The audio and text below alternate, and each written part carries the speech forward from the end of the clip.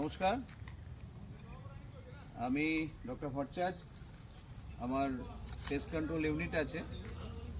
Actually pest control unit বললে ভুল হবে, কিছু রিসার্চ আছে যেটা অল ওভার ইন্ডিয়া আমাকে থ্যাঙ্কস লেটার জানিয়েছে মিনিস্ট্রি অফ ডিফেন্স। তো ব্যাপারটা হচ্ছে যে এটা একটা termite mount, this is non subterranean termite. এটা কিন্তু আমাদের কলকাতা বা ওই অঞ্চলে অল আর সাবটেরেনিয়ান, কোনো কলকাতাতে বা ওই সমস্ত দিকে কোনো টার্মাইট মাউন্ট দেখা যায় না, কিন্তু তারা আছে। কোথায় আছে না, মাটির নিচে আছে।